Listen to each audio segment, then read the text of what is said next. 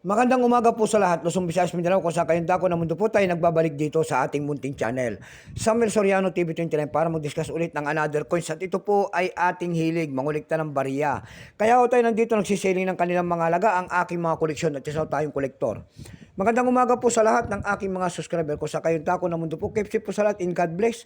Maraming salamat po sa lahat ng aking mga subscriber dyan. Thank you so much. Excuse me po. Yun naman pong mga nanonood doon sa aking FB page. Ayan, Samuel Soriano po. Maraming salamat sa aking mga nakapalo doon sa akin. Thank you so much. Suportahan nyo naman sana ang aking FB page po. Ayan, ipalo naman sana nyo ako doon. Ayan, so maraming salamat po. Ayan.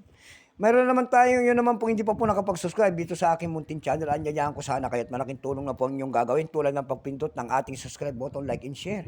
Para ma-update ko kayo sa mga litis ko pang gagawin mga video po dito sa aking YouTube channel.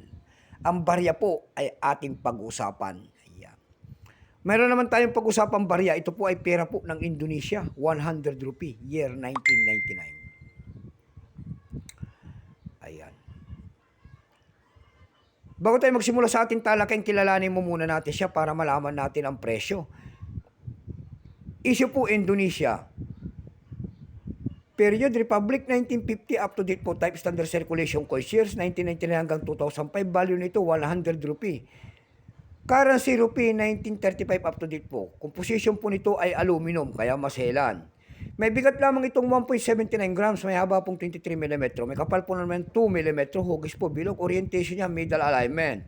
Number M-1678, reference number KM-61. Ayan. Ito pong year 1999, ito po ay 76%. Wala pa pong mintage na ipapakita ng Indonesia kung ilang pirasong ginawa sa barya na ito. May price na po ito doon sa ating sa ating numista.com. Ayan, baka mayroon kayong mga ganyan nito. Ayan, buying po tayo. Ayan. Yung kanyang Verifine 21, Extra Fine 21, almost uncirculated nito ay 31 pesos. Dako tayo sa kanyang presyo. Doon sa ating eb.com, nakakita tayo nagbebenta nito ng $18. Nasundan po ito ng $12.93.